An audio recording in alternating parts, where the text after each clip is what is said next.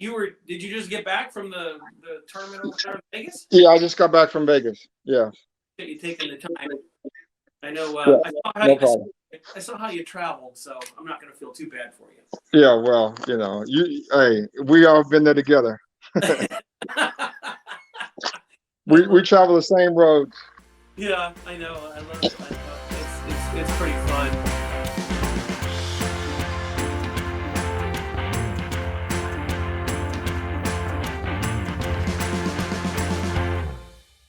I'm pretty excited for everybody listening. If you're a sports fan, um, uh, I mean, this guy is incredible. He's a Super Bowl champion.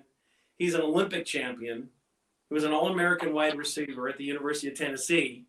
An actor, an entrepreneur, not a bad dancer, and still one of the fastest human beings in the world. Um, you know what? It's a couple of highlights. I mean, we were talking. My my producer, Gabby, her dad actually thinks that they moved to Vegas because of the Raiders being there now. So, but Exactly. it's pretty cool. Um, Couple highlights I want everybody to know about. That's obviously an introduction that everybody on the planet would like to have. But you know, and we'll get into all this stuff. But being a member of the Super Bowl 1986 champions, an All-American wide receiver, and which I thought was very interesting. You ran the 100-yard dash in 9.2, and that was the University of Tennessee. Um, but I mean, just that by itself, Willie, in a conversation is like, wow, right? And we've known each other a long time, but I've always admired you for the type of human being you are, also. Thank And you. one of the things that I just think is ridiculously cool, and I want to touch base at Griffith High School in Georgia. Were you? Because there's not a lot of information about your high school career, because we often forget about that. But were you all everything in high school too, and just in your own Right. description? Well, I we had some great athletes in high school. I was an All-American in football, also in track. I made the Junior Olympic team in track my senior year in high school. I had all the school records, and I was, won the state, second in the state. But we had some great athletes there, and it came from a great lineage of athletes like Rayfield Wright and some other guys. Ryan Matthijs is from my area. So it was a really great high school. I mean, it was Yeah. big but not too big. I knew my teachers. My teachers knew me. We got along really well. I garnered great relationships that I still keep in contact with some of my teammates and classmates from back in high school. And it was a small town high school that really helped me progress in the way that I did. It gave me the right amount of leash to be at least to be able to go away, but yet come back. So it was great. And I had Right. great mother and Uh, father who yeah, let and me do like a great. you're deep in family roots there. Oh yeah. One of the things that uh, you were often referred to as the teacher's pet in high school, right? Yeah. Yeah, I was. How'd that happen? It Well, nothing to do with because I smiled a lot, and I didn't want trouble, I didn't look for trouble, and I did the right things, and I was just a nice guy like I am now, and I'd rather, I like to get things with honey as opposed to with sour lemons or whatever. I see the glass as being half full, not half empty. I see the negative things that you go through are a window to something positive happening. So I've always been like that. When I was in high school, when I was in grade school, when I was in college, when I was in the pros, I mean, I refuse to let other people dictate how I feel and how I act and how I treat someone. it. I'm in control of that. That's beautiful. I think that's an amazing common fiber that well, I've grown to know, but also people know of you, know that, and as you walk the walk and talk the talk, um, we're hope you like the studio here, the big idea. Nice. It's a big Um, idea. well, speaking of that, big ideas, big moments in high school, heads on the pillow, you know, just doing extremely well, having all these amazing athletes around you to drive you, obviously, competitive environment to be the best athlete you could be. What was your moment? What was your big idea in your head? And you said, you know what? And maybe it didn't happen, but maybe it was like, I think I Right. can play professional football. Well, I was just really into sports. I loved it. From the time I was small, I was always running. I mean, I was the original Forrest Gump, actually. I was always running as a kid. I always played baseball. I played sports. I love sports. My dad played semi-pro baseball. My mother ran track a little bit. But I grew up watching Hank Aaron and Drew Pearson and Lynn Swan and those type of people. And I said to myself, boy, I want to do that. And How, so how, I started how to old pursue were you that. then? How old were you I then? was probably 9, 10, 11, almost like a teenager, almost 8 to 11, something like that, 9, 10, 11. Yeah. And then You know, became a I teenager. that's the fleeting thought that we all have. Well, potentially is whatever your dream and your vision is, but that's the whole idea of the big idea, really that moment where, and you've had a lot of big moments in your career. But for me, I was just really intrigued with that because you hear other stories where people, I didn't really know I was going to play professional baseball. I didn't know I was going to do this. I was an athlete and this and that.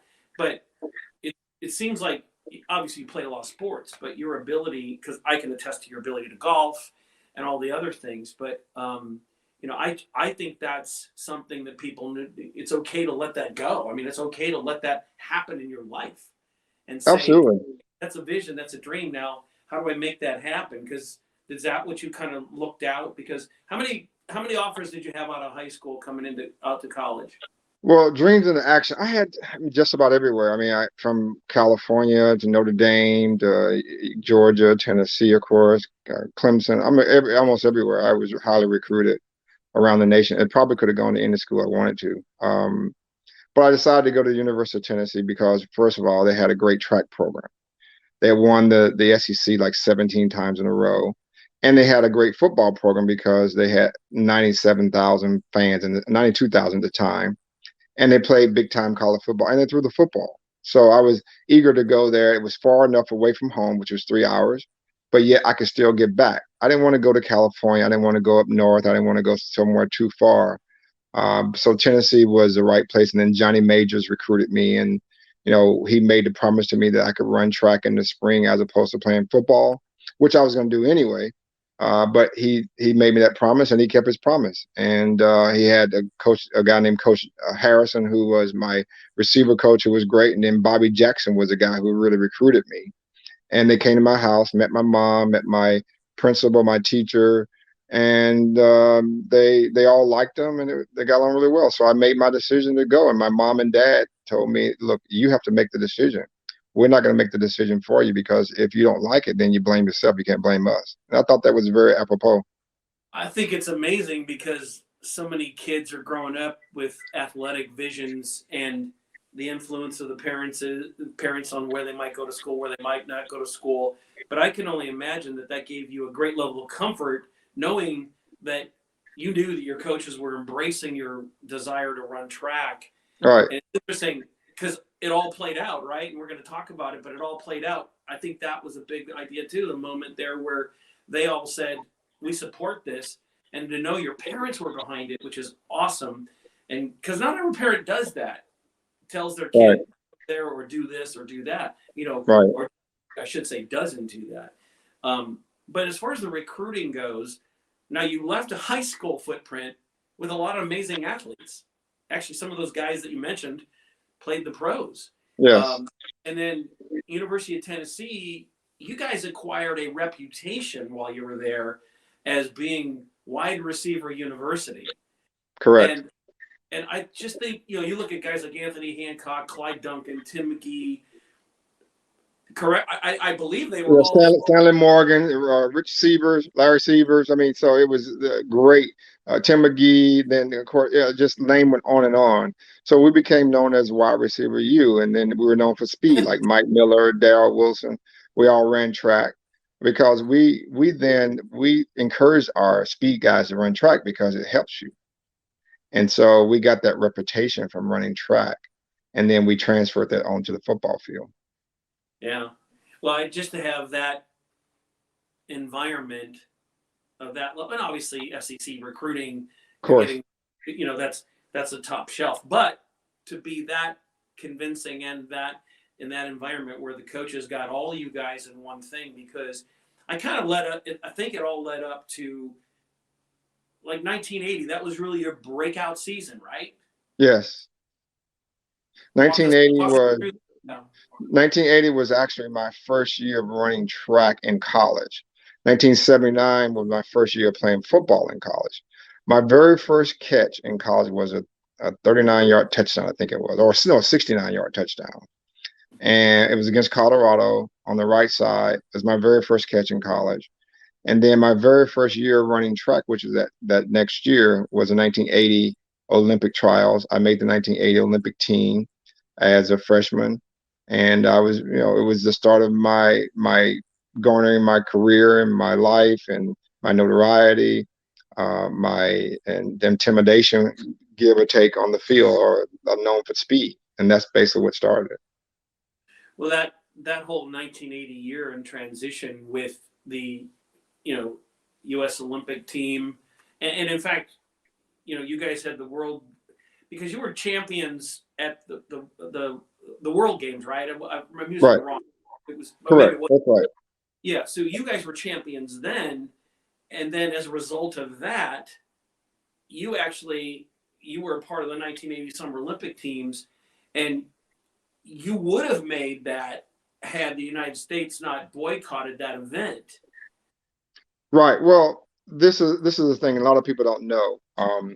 We made the 1980 Olympic team. The Winter Olympics actually got a chance to compete in the Winter Olympics. They went, and of course, the miracle on the ice happened where the hockey team won the gold medal. And then the summer comes around.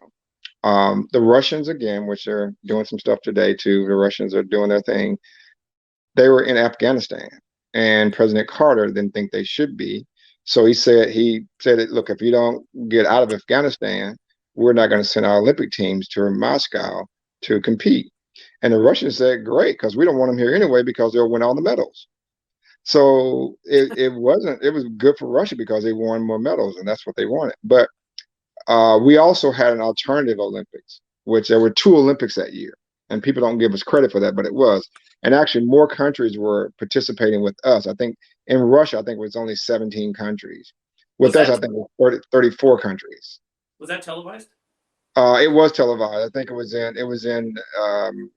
went to Rome or Philadelphia, something like whatever. I forgot what it was, but No, it's okay. then, I try to right. reference because I feel like I watched that maybe, but Right. I don't Yes. know Yes. because It was. I know alternative. So in that alternate game, I got a gold medal one in the relay, and so it was. Look, at the time I was so young. I was 19, maybe 20, and I said to myself, "Oh, it doesn't matter. I'll make another team. I'll make it next time." But it doesn't work like that, because some of those guys who were the top at that time never made another Olympic team. Like Stanley Floyd, who was probably at the time was the fastest man in the world. He would have won the gold medal, no problem. He never made another Olympic team. Ronaldo Neumeier, who was the best hurdler in the world, probably arguably the best hurdler ever, never made another Olympic team because he went and played pro football, but he would have won a gold medal that year. So Right. there's a lot of stories like that the athletes didn't get an opportunity. And when you look back at it in hindsight, it was so wrong for the U.S. to do that. What they should have done is what they did this year. They had a diplomatic boycott where the politicians didn't go. That's what should have happened, because think about it. Athletes train for 4 years, 6 years, 8 years, or whatever for that one moment. And when they get an opportunity to make a team and then have it taken or snatched away by something political, it's just wrong on all cases, all sides. There's nothing good about it. I agree with that wholeheartedly. And it's interesting. You talk about merchandising, you talk about technology. I mean, at least I do, and I look at that, and as I'm listening to you talk about the opportunities that these Olympic athletes have today, because for example, there are certain countries that for the longest time we couldn't have our professional athletes compete. Right, exactly. And whatever the event was, and also the integration of sponsorship now, and the athlete's ability to actually make money. What do you think? How things would have been different for you had it been like that today? Because I Well, think you would. let me give you something that you probably don't know. In 1983, I sued the International Olympic Committee, the Olympic Committee, the U.S. Olympic Committee, and the IAAF so that I could run track because I played professional football then. And at the time, they had the rule that you couldn't be a professional in one sport and an amateur in another. Well, I sued them and I won the case. And that's why Michael Jordan, Magic Johnson, all the dream team were able to play basketball in the Olympics. I did not know Right. that. Yes. I sued them. You're Yeah, the absolutely. player that made that happen. Right. I was the one, the catalyst that sued them and actually changed that rule. And so Wow. that happened. Of course, those guys don't know that, which is okay, but still it was something that happened. I spent my money and I bought lawyers here in California and we sued the Olympic Committee and we won. What was the result for you, other than you set a precedence, obviously? I set a precedent because the Olympics passed. I didn't win until after the Olympics game was over, after the '84 was over. But then I got a chance to compete in bobsled in '88 Winter Olympics. So it was. I actually want to talk about that because a lot of people don't realize, as a reference point for you, that here you are, Super Bowl champion, Olympic champion, all these amazing accolades. And by the way, we should back up for a second and note that 461 athletes during that period of time that was all going with Moscow. You guys all received Congressional Medals of Honor from, Right. The president. I mean, did that make you feel at least some kind of? Because it almost felt to me when I saw that happen that it was like they're trying to do something for these guys that prepared 4, 6, 8 years for something that politically they screwed up, basically. Right. Yeah. It just still wasn't the right thing. It was wrong on all sides. I mean, at the time we couldn't do much because we didn't know much. If I know what I know now, then I would voice up and say a lot more, and probably would have even gone.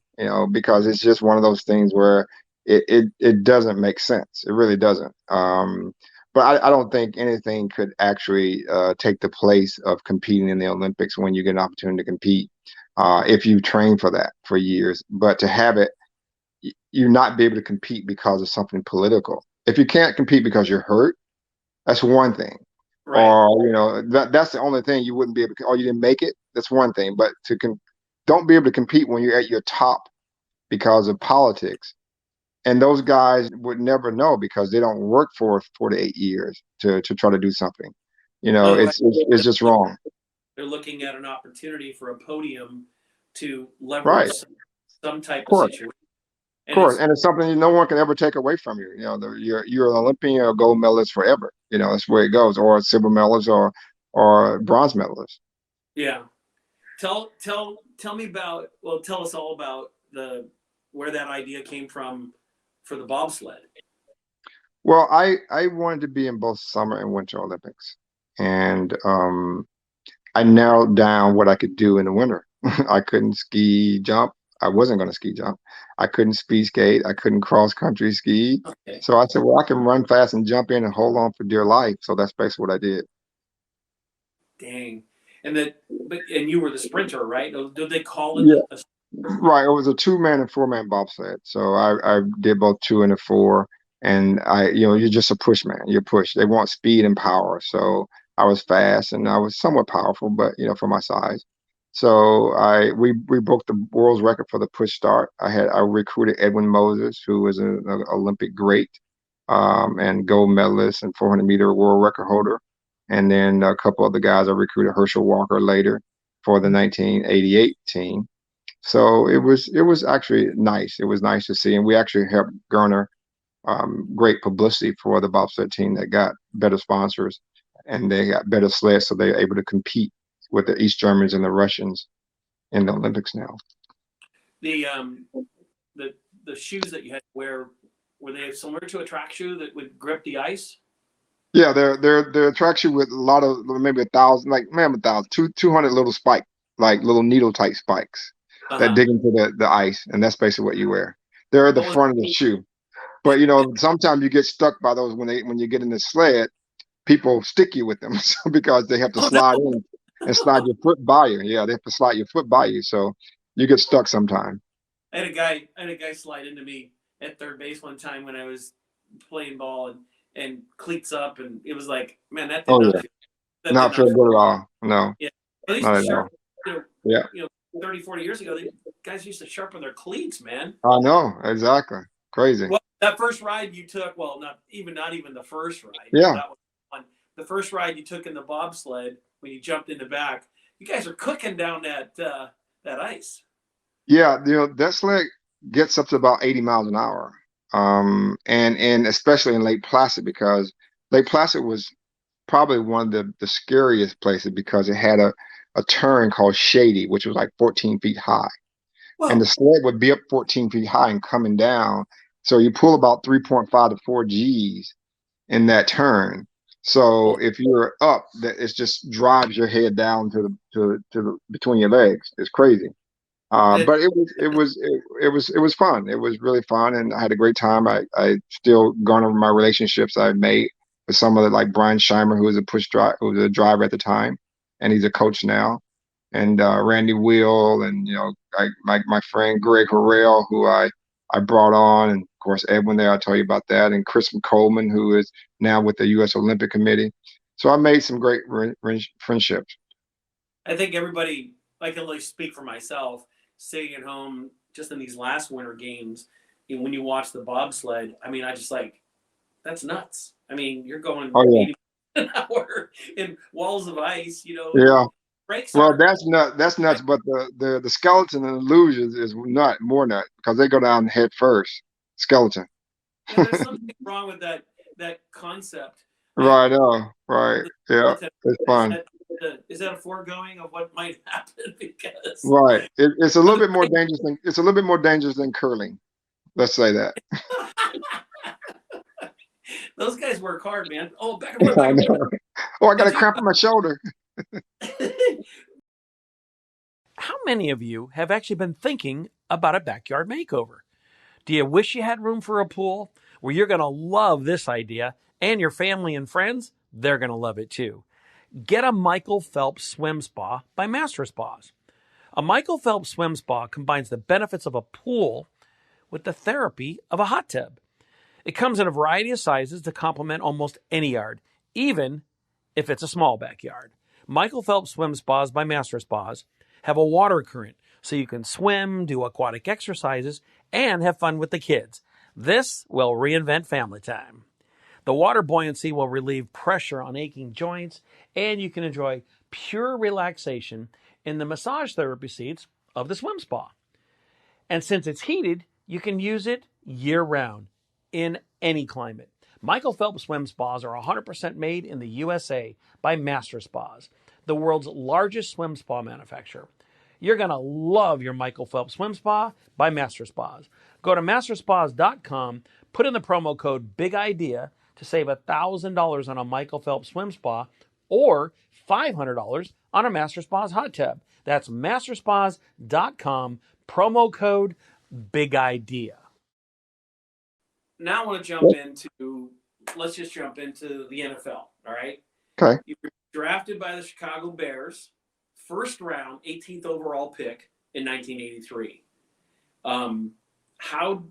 What did that feel like? I mean, you're just going from, some pretty incredible things, Willie. Let's face it. I mean, life. I mean, I remember when I was a kid, I just wanted to play professional baseball, and I remember reaching that, and I remember the ideas of getting to different thresholds. But now you're drafted first round, 1983 NFL draft. That's a fun moment, right? I was very happy, ecstatic. Of course, again, I had success in making the Olympic team my first year in college, and going on to be All-American in both track and in football, and winning awards, and going overseas and running in track in the summers. And so the draft comes around, I get a call from the Dallas Cowboys and say, "Well, if you're available, we're going to get you." I go, "Great, I'm going to be a Cowboy." And then someone else calls, "Willie, we're going to get you." "Okay, great." And then all of a sudden the Bears said, "We have the pick and we're going to pick you." I said, "Do you want to play here?" I go, "Of course." So I had actually met Walter Payton before And I, of course, met Mike Ditka before. So I was familiar with those two guys. And Mike was a head coach, and Walter Payton, of course, was a star running back. So I was Right. very pleased to go to Chicago. And I had not been to Chicago at that point. So I'd never been to Chicago. And so I was looking forward to going to Chicago and seeing what I could do to help the team win.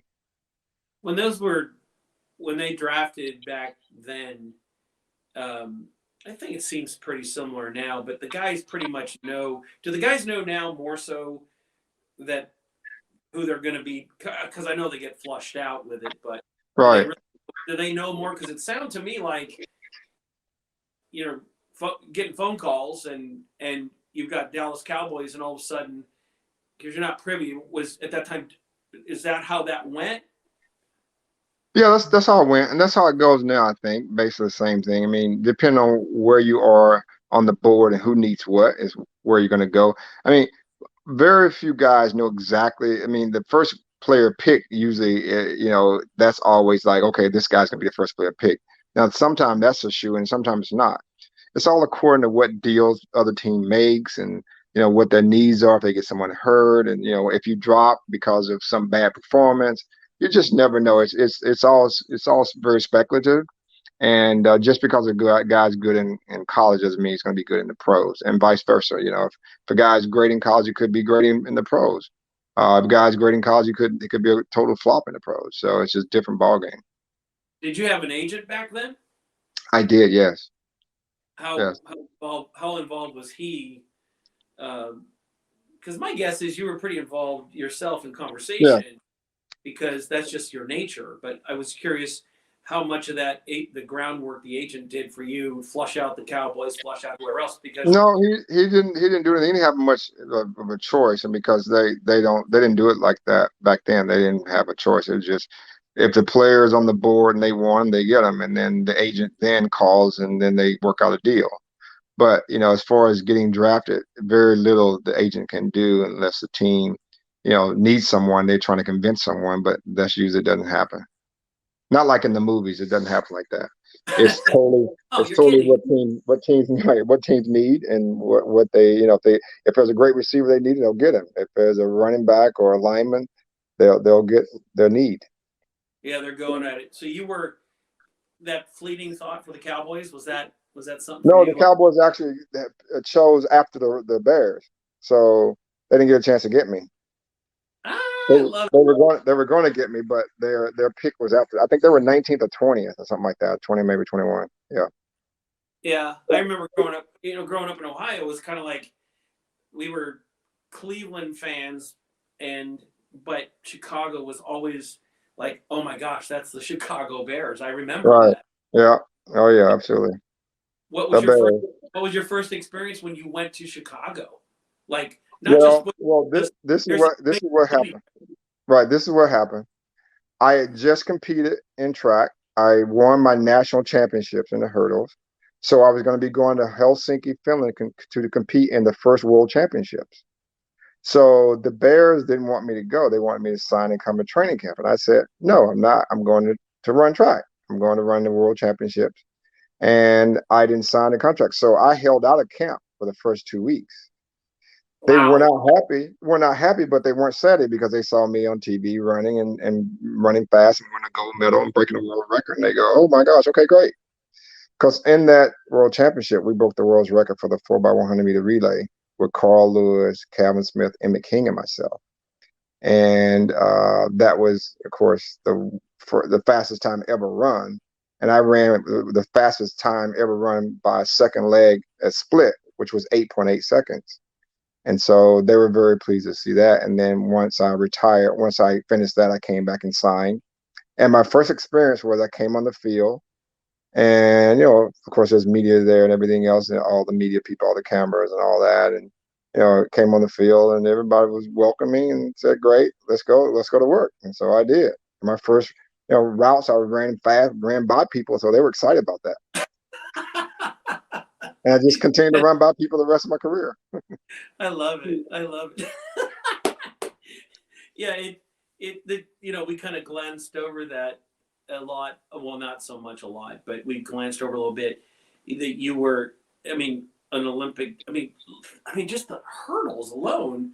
Because I can remember I pole vaulted in high school, and Right. and I remember all that, and I went because I ran pretty decent, for. Right. Man, oh man, trying to get over the hurdle, and I thought, hell no, I'm not Right. doing it. I'm just Yeah. gonna. 42 inches is pretty high. Yeah, no, Yeah. it's the leg has got to go over, Right. and Right. it's It's incredible. it's beautiful when it's done right, and it could be horrible when it's done wrong. Yeah, yeah. Yeah. Well, You can hurt yourself. that I can imagine. Right. It's a great testimonial for what you said early on about telling, just holding out with the Bears and going and running in Helsinki, because it's what you said earlier on when we first kind of got talking, was that you didn't want anybody ever to dictate your thought process, your goals, Right. needed to go. You were Right. committed to the Chicago Bears. They needed to know that. They saw the confidence, and I'm going to go do this. And then you get the plus. I mean, I doubted if you were thinking about being on television, because that's just a natural byproduct. Right. But the idea of that happen is great. And I missed 2 weeks of training camp, or a week or two of training camp. I mean, it wasn't like I was in not shape, and I knew how to play football. So, and I came on and I did well. My first game, my second game, my first touchdown my first 3 touchdowns was in a game against New Orleans. The second or third game of the year, I caught 3 touchdowns in one game, and it was history from there. So, I led the team every year that I was there for 5 years in Chicago, and receiving yards and numbers. And so it was a good career there. And from what I know about being there, and like for example, when I did the Steve Harvey show, Chicago is a very, very warm. Yes. It's cold, obviously, but they really appreciate the things that happen in Chicago. Yes. The face in there, and everybody's just solid. And Yeah. this is fun to kind of relive this moment with you, because you're so famous for the Super Bowl Shuffle. You guys are all, but you in particular, because you also sang a verse during that, and and I can remember seeing that. But how did that happen? Was it somebody's idea? Another big idea? Yeah. Well, mine. This is how the Super Bowl Shuffle happened. I, of course, was in the off season. I would move to California, and I did acting, and also I ran track. So I had an agent at William Morris Agency. We had a charity event tennis tournament in Monaco, so in France. So there, my agent Jack Gilardi introduced me to a guy named Dick Myers, who had a record label in Chicago called Red Label Record. So Dick and I hit it off, and he said, "Look, I have this video I'm doing with Linda Clifford. I want you to be in it." I said, "Okay, great." So we got back to Chicago. I called him. I came over. We did the video, and then we went to dinner that night. And he said, "Look, I have this song that I want to do something with." I said, "Well, maybe we should do a song with the Bears." And he said, "Yeah, we can call it, we'll figure out what the name Your is." big idea. Say it again? That was your big Yeah, idea. yeah, it was. So then we had another meeting, said, "Okay, let's talk about all the guys that are going to be involved, who we want to be the singers and who we want to be the background." And I said, "Look, we have to invite all the guys to be in the background, and we'll figure out." I said, "Okay, great." And then we have to get the top 10 guys to singer. Of course, Walter Payton, Jim McMahon, the Fred was big, the defense, Mike Singletary. So then I had to do this job of going to these guys and asking them to be in this video. Now, think about this day. This was game number 1 or 2 in the season. We got 16 games to play. We're talking about winning the Super Bowl in game number 1 or 2. And we're going to put it out there on the record. So Joe Namath predicted he win the Super Bowl at the Super Bowl. We predicted we win the Super Bowl in game number 2, because we did the record, recorded the record, game number 2, and then we shot the video in game number 13 after we lost on a Monday Night Football game in the game number 13. So there was a lot of people going, "Oh my gosh, this is bad luck." But it all worked out good, because it became a monster of a hit. It was second behind Michael Jackson's Thriller of all-time selling video in video history at the time. And we got nominated for a Grammy. We lost to Prince, the artist named Prince, of all people. Not a bad person to run Not second. a bad person to be coming second. That we actually, it should have been actually a category by itself. We shouldn't have been competing against Prince anyway. Can you imagine the Super Bowl Shuffle, how many views it would get on YouTube today? Oh yeah, crazy. I mean, and that raised money for charity, right? We helped raise money for charity. We gave money to charities in Chicago to help feed the homeless, the neediest people in families in Chicago. Yes, so it was great. Now, the entrepreneur side of you, you know, we're gonna jump into that a little bit because what's this about owning a trendy upscale clothing store in Chicago? I had no idea. Right. Yeah. Well, when I was in college, I majored in business, so I was always interested in the business part of everything, whether it be sports or whatever. So I tried to pattern my career after what I wanted to do after my career is over because I knew that I wouldn't be able to play for the rest of my life. I know I had a lifespan of anywhere from 4 to 10 years if I was lucky, and I got 12 years, which was great. Right. So I thought about what would I do afterwards, and one of my things I love clothes, so I decided to open up a clothing boutique in Chicago, downtown, and it was called Gault's, and it was great. I mean, Oprah Winfrey was my client, and Jesse Jackson, and of course, the other players, and so it was great. It lasted for like 2 or 3 years, and then I got traded to the Raiders, and then so after that, I had to close it down because I couldn't be there most of the time. But it was great. I loved it. And your Raider career, um, you know, obviously another great stop there for what you did. But Chicago, and I think people don't understand that sometimes it's just the timing of things where you end up, and personal choices and things like that, where you end up Yes. at a different team or a different sanction, whether it's whatever you're doing. But now you just got back from a game, or was it celebrity golf tournament, right? Yes. Yeah, In Vegas. In Vegas yeah, with the Raiders. Yeah. So I play a lot of golf now, which is great. I love golf. Golf is, yeah. as you know, golf is great from a business standpoint. It's great from a mental standpoint, and also it's great exercise. And that little ball doesn't move, and it goes some right where you want it. Sometimes it goes nowhere where you want it to go. And for you, it goes a lot further than most. Well, I hit it hard. I do hit it hard. Ah, warm water, massaging jets, backyard convenience. The relaxing hot tub experience you've been dreaming of could be just a click away. We're giving away a Master Spa's premium hot tub, energy efficient, innovative design, and made in the USA. Go to masterspas.com/big idea for a chance to win a Master Spas hot tub. Again, go to masterspas.com/big idea for your opportunity to live life the better way. One of the things that I wanted to ask you was, I've spent my career on the technology side of a lot of things and fun on television, but technology today, because I know you're at UCLA, many, many days a week, you're still running. Yes. How does the technology that's available today for these athletes affect performance versus what it was when you were playing? Because I feel like it's pure talent in your era in the NFL. Right. Technology wasn't really affecting it. This is just my personal thought, but I was just curious to get it from you, how you feel the transition, obviously. Right. Well, Right? there is no substitute for hard work, none whatsoever. The technology here is that the gloves they use now are like stick 'em. I mean, it's like the ball just sticks to it. It's not even fair almost. But also the rules have changed where you can't hit guys in the head. You can't hit them, certain places.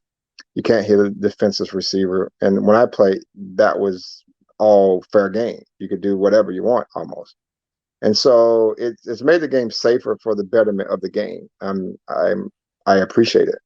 But when we played, we didn't have those luxuries, and so, but we paved the way for the guys that are playing now, and the guys who are playing now are paving the way for the guys the next 10 years. It's just the way it goes. It's evolution. It's the way it Well, goes, and you constantly give back. You're a philanthropist in many ways, and that's what makes you an incredible human being.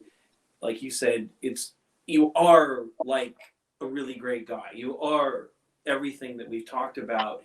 And I feel like anybody should strive to be these boxes that you've checked along the way. well, thank And you.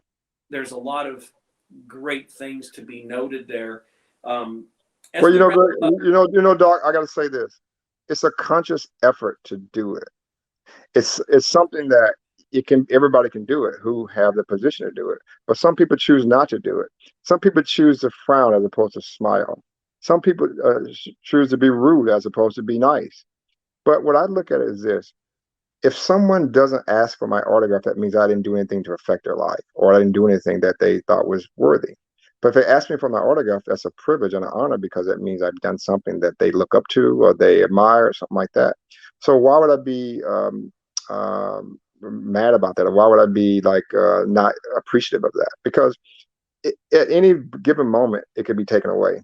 I mean, we've seen great athletes who get killed or die or have career cut short or whatever. And it's just one of those things where I never want to think I'm more than what it is. I mean, think about it. We're floating around in space on an Earth that could explode at any time. We don't know. We have no idea. We're floating around in space, guys. We're a mile closer to the sun, we burn up. We're a mile further away, we freeze. So what do we really know? I mean, we don't know anything. There's billions of galaxies out there, billions of planets that we have no idea what's happening. So I don't take myself too serious. I don't get stressed about things. I can only do what I can do.